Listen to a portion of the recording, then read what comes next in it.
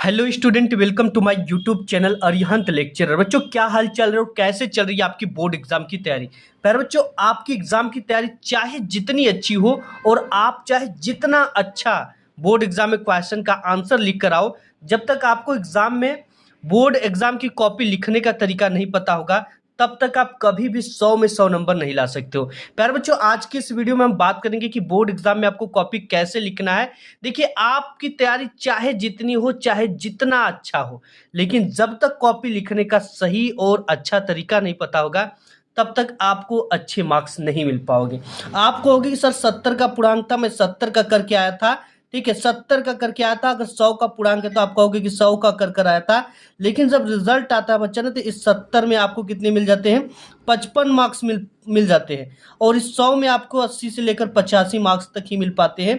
आखिर ये जो 10 से 15 नंबर होते हैं, ये कहाँ पे कट जाते हैं? अगर आज की इस वीडियो को आपने देख लिया तो आपके कभी जिंदगी में एक भी नंबर नहीं कट सकते। यानी बोर्ड एग्जाम में कॉपी लिखने का सबसे बेस्ट तरीका क्या होता है, आज की इस वीडियो में टॉपर की कॉपी दिखाऊंगा मैं आपको कि आखिर इन्होंने कैसे लिखा है। ठीक है, और लिखने का बेस्ट तरीका क्या होता है बच्चा। अगर ऐसे आप कॉपी लिख कर आओगे ना, आपकी कॉपी किसी भी एग्जामिनर के पास जाएगी, वो जिस भी विचारधारा का हो, अगर खड़ूस से भी खड़ूस होगा, उसके सामने भी आपकी लिखी कॉपी जाएगी। तो अगर उसका दिल पत्थर का भी होगा ना, तो वो पिघल जाएगा और पूरा का पूरा नंबर देने के लिए मजबूर हो जाएगा। तो आइए शुरुआत करते हैं इस कॉपी की बच्चा की कैसे लिखा गया है और कौन सी गलती नहीं करना, लिखते समय क्या क्या सावधानी आपको बरतनी है। तो सबसे पहले ये जो कॉपी की शुरुआत होती है, कुछ इस तरह से किया गया है।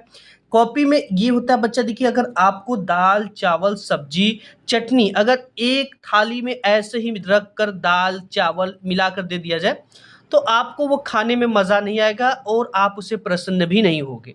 अगर उसी को एक तरफ दाल, एक तरफ चावल, एक तरफ चटनी, एक तरफ भुजिया, एक तरफ सब्जी अगर रख कर सरिया कर दिया जाए, तो वो आपको बेस्ट लगेगा और खाने में भी मज़ा आएगा।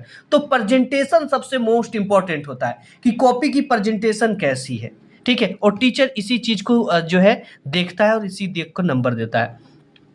तो देखिए, कॉपी की प्रेजेंटेशन इंपॉर्टेंट है। शुरू के 2 से 3 पेज में आपको क्या सावधानी बरतनी है, क्या गलती नहीं करना है, क्या चीज़ें से टीचर इंप्रेस होता है। सबसे पहले देखिए, जो क्वेश्चन पेपर आता है उसमें खंड अ में बहुविकल्पी प्रश्न होते हैं और खंड ब में होते हैं वर्णनात्मक टाइप के प्रश्न, जिसका आंसर आपको आंसर शीट पे लिखना होता है और इसके लिए आपको मार्क्स मिलते हैं। यहाँ पे है खंड ब और वर्णनात्मक प्रश्न, प्रश्नोत्तर संख्या 21 किया गया है। क्योंकि 20 तक तो बहुविकल्पी आते हैं, जिसका आंसर शीट पे दिया जाता है। अगर आप 10th 12th में, तो ये वीडियो आपके लिए बहुत इंपॉर्टेंट होने वाली बच्चा।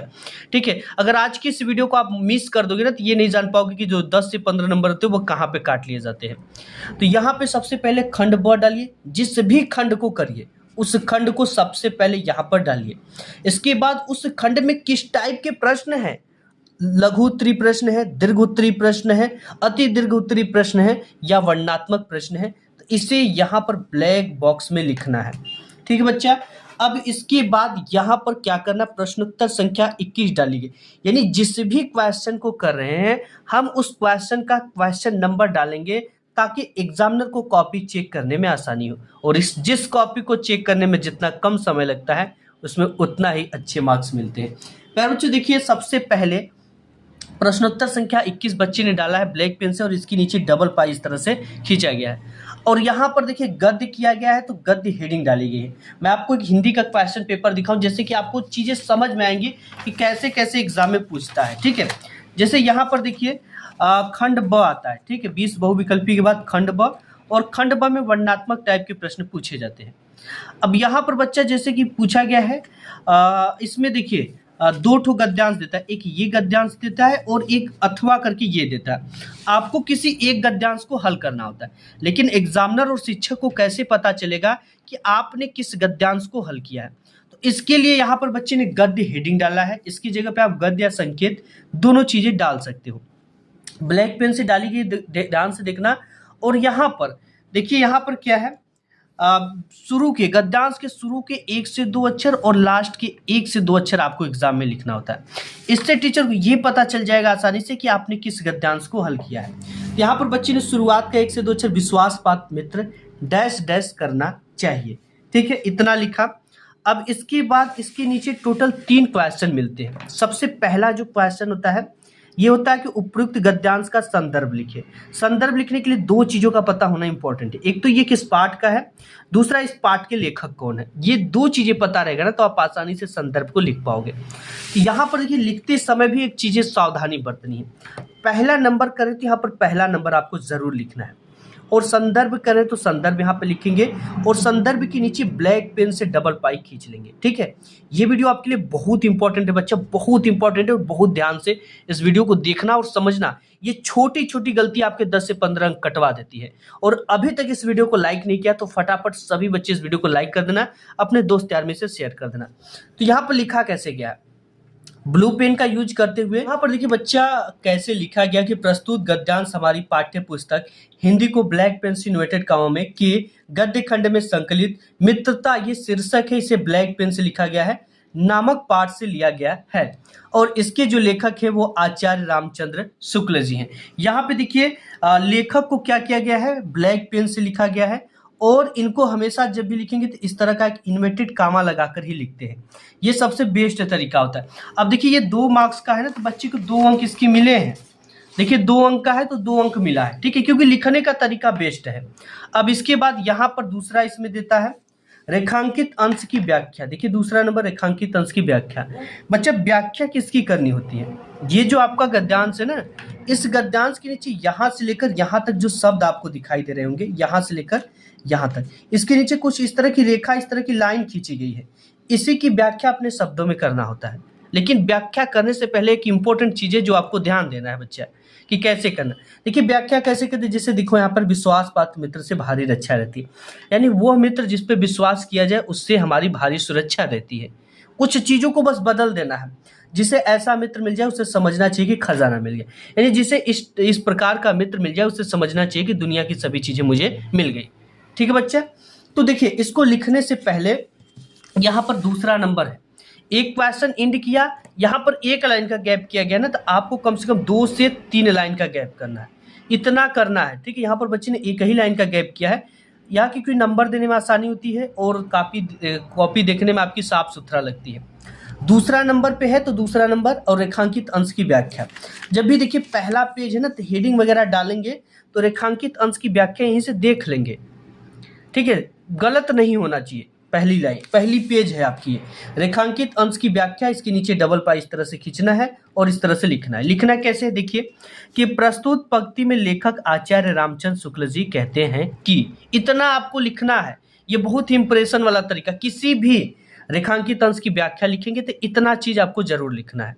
ठीक है, कि प्रस्तुत पंक्ति में लेखक कहता है, अगर आप उनके लेखक का नाम नहीं जानते हो तो प्रस्तुत पंक्ति में या प्रस्तुत गद्यांश में लेखक कहता है कि, यहाँ पे कहते हैं कि सच्ची मित्रता उत्तम जीवन निर्वाह में बहुत सहायक सिद्ध होती है। ठीक है, और सच्चे मित्र की तुलना उत्तम वैद्य से किया जा सकता है। वैद्य अपने कार्य में कुशल और जानकार होता है, उसी तरह सच्चा मित्र उसे अपने मित्र की अच्छाई और बुराइयों को परख कर कुशलतापूर्वक बुराइयों से मुक्त कराने और उसकी अच्छाइयों को बढ़ाने में सहयोग करता है। ठीक है, नेक्स्ट पेज पर लिखा गया, देखते हैं यहाँ पर देखिए पूरी चीजें लिखी गई है, और ये 2 मार्क्स का है तो 2 मार्क्स इस बच्चे को मिला है। ठीक है, 2 नंबर का है तो आपको 4 लाइन से ज्यादा नहीं लिखने की कोशिश करना, लिखोगे तो आपका समय जाएगा लेकिन नंबर तो उतना ही मिलेगा। ठीक है, 4 से 6 लाइन तक आप लिखोगे तो अच्छा रहेगा, यानी कि 8 लाइन लिख दे, 10 लाइन लिख दे। ठीक है, उसका ज्यादा नंबर कभी नहीं मिलता, इस चीज का ध्यान देना आपको। और इसके बाद देखिए पहला दूसरा 2 लाइन का गैप किया गया है एक क्वेश्चन इंड करते समय। अब यहाँ पे तीसरा जो होता है ना, एक क्वेश्चन देता है जिसका आंसर आपको इसी जो है गद्यांश में से खोज कर लिखना होता है। जैसे यहाँ पर है, लेखक ने अच्छे मित्र के क्या क्या कर्तव्य बताए, और यहाँ पर इस चीज को पूरी की पूरी लिखी गई है इस तरह से। इस चीज का जो आंसर होता है ना, इसी में से आपको मिल जाता है कि जो अच्छे मित्र होते हैं वे क्या होते हैं, हमें त्रुटियों से बचाएंगे, हमारे सत्य, पवित्रता और मर्यादा के प्रेम को पुष्ट करेंगे, और हम कुमार्ग पे पैर रखेंगे तब वो हमें सचेत करेंगे। इतना आपको लिखना होता है। ठीक है, तो यहाँ पर देखिए ये पूरा 6 मार्क्स का था, तो इस बच्चे को पूरा का पूरा 6 मार्क्स मिला, एक भी नंबर नहीं कटे। अब इसके बाद देखिए क्या आता है, 22 नंबर आता है। 22 नंबर में बच्चा यही कहता है कि निम्नलिखित पद्यांश पर आधारित दिए गए प्रश्नों के उत्तर दीजिए। अब यहाँ पर इस पद्यांश पर देखिए इस तरह के क्वेश्चन दिए गए हैं। सबसे पहले यहाँ पर लिखा गया पद्यांश उत्तर, प्रश्नोत्तर संख्या 22 डाली गई है, और यहाँ पर जो है संकेत लिखा गया है। संकेत में इसलिए लिखा गया बच्चा क्योंकि पद्यांश भी दो ठो देता है। एक तो ये दे रखा है, एक अथवा करके ये दे रखा है। आपको किसी एक पद्यांश को हल करना होता है। तो बच्चा इसमें किसको आपने हल किया है, हम शिक्षक को कैसे पता चलेगा? इसके लिए बच्चे ने यहाँ पर लिखा है संकेत। संकेत में उधोमन डैश डैश जगदीश, यानी कि इस वाले उधोमन डैश डैश जगदीश को लिखा गया है ताकि यह पता चले कि इस वाले पद्यांश को हल किया गया। अब इसका संदर्भ लिखना थोड़ा सा अलग है पद्यांश का संदर्भ लिखना। यहाँ पर देखिए पहला नंबर है संदर्भ हेडिंग डाली है, क्योंकि सबसे पहला आपको संदर्भ पूछता है, रेखांकित अंश की व्याख्या, एक क्वेश्चन जिसका आंसर आपको इसी में से ढूंढकर लिखना होता है। देखिए यहाँ पर लिखा कैसे गया, संदर्भ हेडिंग डालते हुए नीचे डबल पाई ब्लैक से खींचते हुए लिखा गया बच्चा कि प्रस्तुत पद्यांश हमारी पाठ्य पुस्तक हिंदी के पद्य खंड में संकलित पद पाठ के सूर सागर से लिया गया है और इसके रचयिता कवि सूरदास जी हैं। देखिए उसमें हम लेखक लिखते थे, लेकिन इसमें लिखेंगे कवि। अगर यहीं पर कोई महिला कवि होती तो उसे कवित्री लिखते। इस चीज का ध्यान देना, और इसी चीज को जो है शिक्षक देखता है। अब यहाँ पर जो है इनके कवि को ब्लैक पेन से लिखा गया है और शीर्षक को ब्लैक पेन से लिखा गया। इन्वर्टेड कामा में लिखना है। 2 अंक का है, 2 अंक मिला है। हमने बताया 2 लाइन का जरूर गैप करना है। यहाँ पर बच्चे ने 1 लाइन का गैप किया है, लेकिन आपको 2 लाइन का गैप करना है। इसके बाद आपको रेखांकित अंश की व्याख्या के लिए आ जाता है।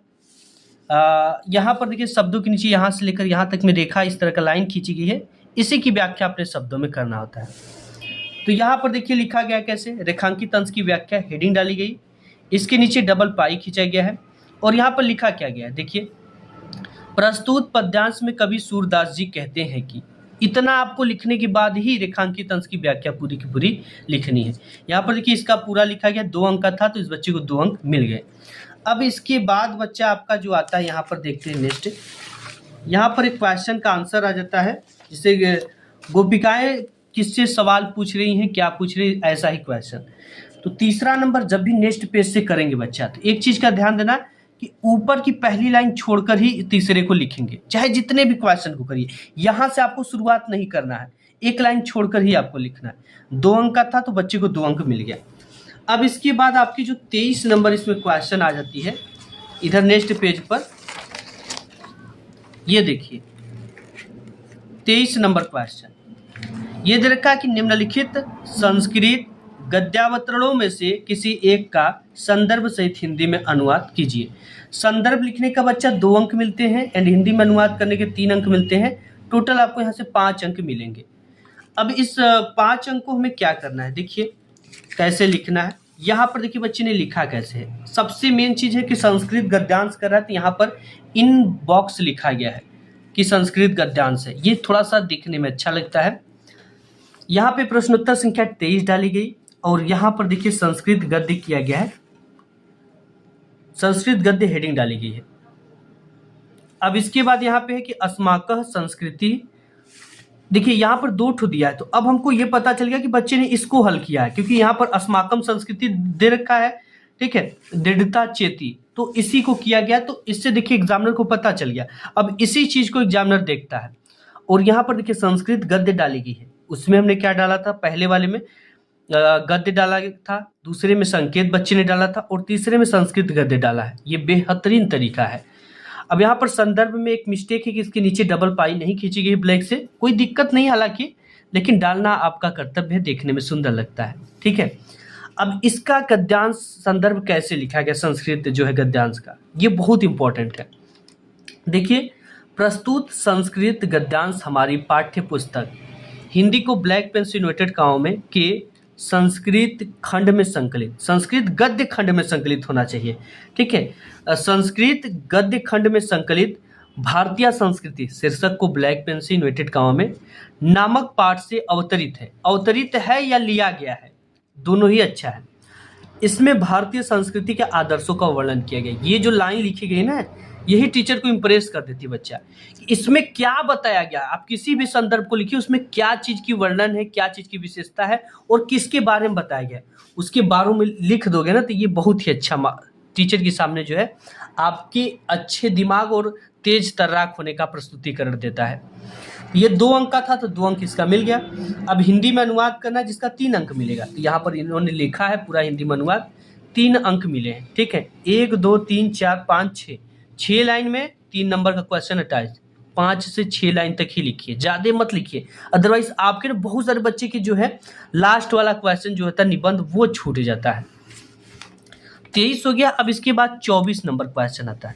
24 नंबर यही क्वेश्चन है बच्चा कि निम्नलिखित संस्कृत पद्यांशों में से किसी एक का संदर्भ सहित हिंदी में अनुवाद कीजिए। यहाँ पर 2 ठो संस्कृत का पद्यांश देता है और किसी एक पद्यांश का आपको जो है उसका संदर्भ और हिंदी में अनुवाद लिखना होता है। देखते हैं बच्चे ने कैसे लिखा है इसको। यहाँ पे नेक्स्ट पार्ट पे देखते हैं।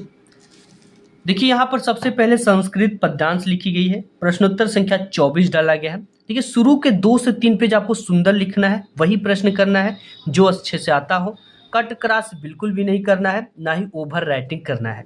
ठीक है, और आपको अगर फर्स्ट 2 से 3 पेज सुंदर लिख दोगे ना तो इतना सुंदर लिखने की जरूरत ही नहीं है, पूरी कॉपी में आपको एवरेज नंबर मिलता चला जाएगा, क्योंकि टीचर फर्स्ट इंप्रेशन से समझ जाएगा कि बच्चा पढ़ने में अच्छा है और जो भी चीज़ें लिखा वो सही लिखा है।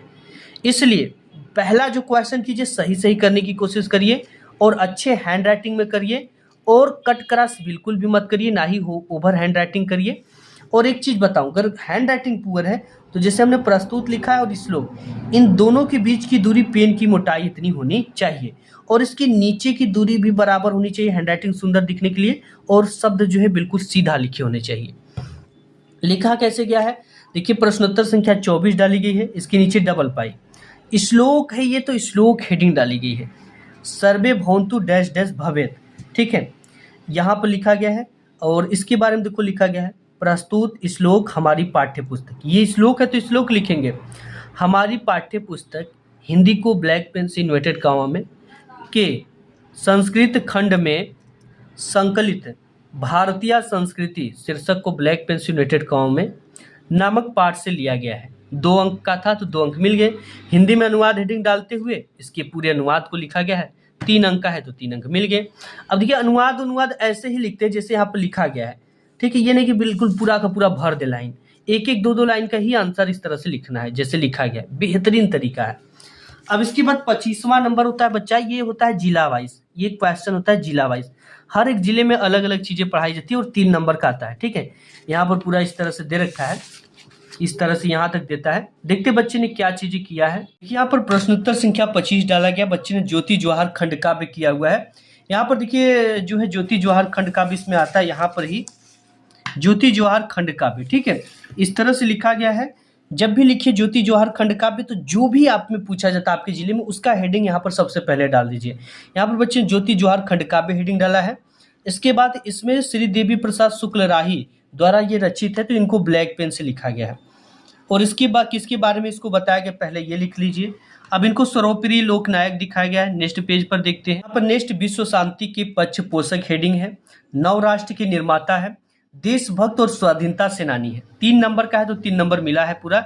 ऐसे ही आपको लिखना है, ज्यादा लिखने की कोशिश नहीं करना है। ठीक है, लगभग आपको 3 नंबर का है तो 10 से लेकर 15 लाइन लिखना, इससे ज्यादा मत लिखना नहीं तो आपका समय बर्बाद होगा। नेक्स्ट देखते हैं। नेक्स्ट बच्चे यहाँ पर 26 नंबर क्वेश्चन है। ये देता है कि निम्नलिखित लेखकों में से किसी एक लेखक का जीवन परिचय दीजिए तथा उनकी एक रचना का नाम लिखिए। अब यहाँ पर जीवन परिचय लिखने का आपको 3 नंबर मिलता है एंड रचना का नाम लिखने के लिए 2 अंक, टोटल यहाँ से 5 अंक आपको लाने हैं। लेकिन आपको लाना कैसे, इसी में नंबर कटता है बच्चों का। देखिए सबसे पहले आप लेखक का परिचय लिख रहे हो तो ऊपर लेखक परिचय जरूर लिखेंगे। इसके बाद प्रश्नोत्तर संख्या 26 का क है तो 26 का क लिखेंगे। किसका लिख रहे हैं, जयशंकर प्रसाद का, जिसका भी लिख रहे हो वहां पे उनकी टाइटल होना चाहिए हेडिंग के रूप में।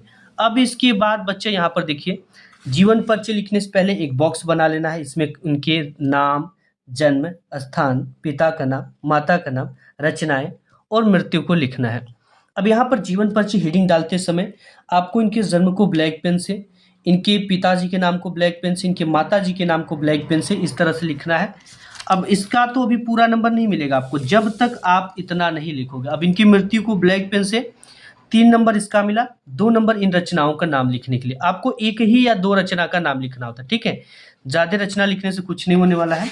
अब इसके बाद यहाँ पर फिर 26 का क देता है और ख में देता है कवि का परिचय लिखने का। कवि परिचय लिखने का भी 3 नंबर मिलता है और 2 नंबर रचनाओं का नाम लिखने के लिए। ये लेखक परिचय और ये कवि परिचय। देखते बच्चे ने कवि परिचय में किसका लिखा हुआ है, यहाँ पर देखिए लिखा गया है कवि परिचय प्रश्नोत्तर संख्या 26 का ख, सूरदास जी का लिखा गया है। तो इसमें भी सेम चीजें वही किया गया है कि नाम, जन्म स्थान, पिता का नाम, माता का नाम, गुरु, रचनाएं, मृत्यु। जन्म को ब्लैक पेन से, पिता के नाम को ब्लैक पेन से, माता के नाम को ब्लैक पेन से, गुरु के नाम को ब्लैक पेन से और हाईलाइटर का यूज करते हुए लिखा गया है। काफी बेस्ट है, टॉपर बच्चे करते हैं यूज इसका। और इसका तो यहाँ पर देखिए यहाँ तक लिखने का 3 नंबर और इनकी रचनाओं का नाम लिखने के लिए 2 नंबर, टोटल इनको 5 नंबर यहाँ पर मिले हैं। अब इसके बाद बच्चा 27 नंबर आता है कि अपनी पाठ्य पुस्तक से कंठस्थ किया हुआ कोई एक श्लोक लिखिए जो इस प्रश्न पत्र में न आया। देखते बच्चे ने किसका लिखा। यहाँ पे प्रश्नोत्तर संख्या 27 ब्लैक पेन से डाला गया है। श्लोक लेखन इस तरह से सजा कर लिखा गया है।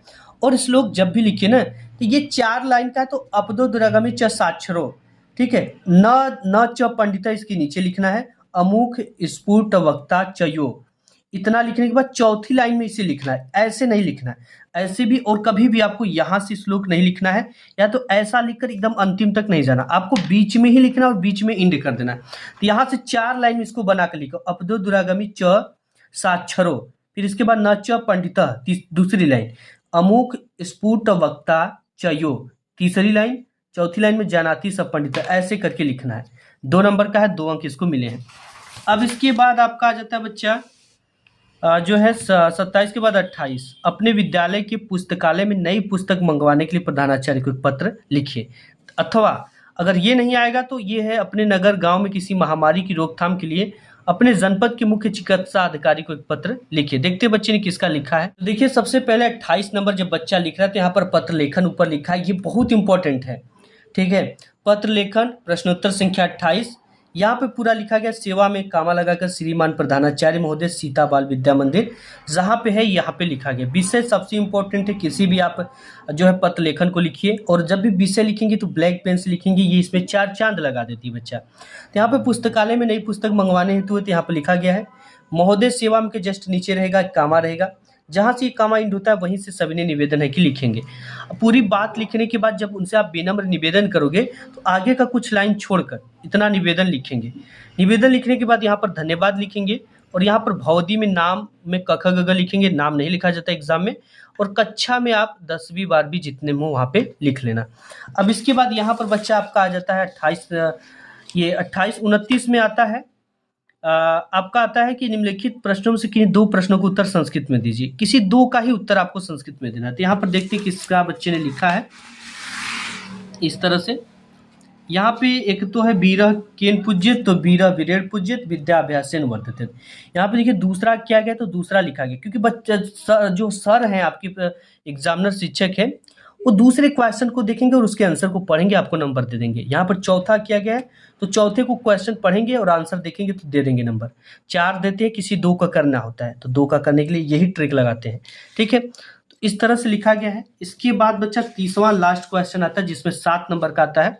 आपको क्या करना होता है, निबंध लिखना होता है, ठीक है। यहाँ पर जैसे देश प्रेम, स्वच्छ भारत अभियान, पर्यावरण प्रदूषण की समस्या और समाधान, अनुशासन की महत्ता, योग शिक्षा का महत्व। देखते बच्चे ने किस पे लिखा है। यहाँ पर देखिए निबंध लेखन किया गया, तो ऊपर निबंध लेखन लिखा गया है। प्रश्नोत्तर संख्या 30 लिखी गई। जनसंख्या वृद्धि पर बच्चे ने लिखा है, तो कुछ इस तरह से लिखा गया है, देख सकते हो आप।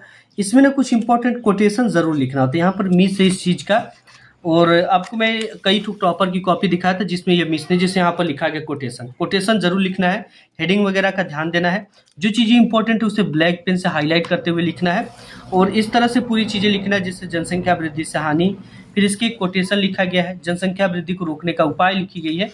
एंड यहाँ पे लास्ट जो पेज है ना आपका, इस तरह से लास्ट में आपका उपसहार आता है, तो उपसहार इस तरह से लिखी गई है।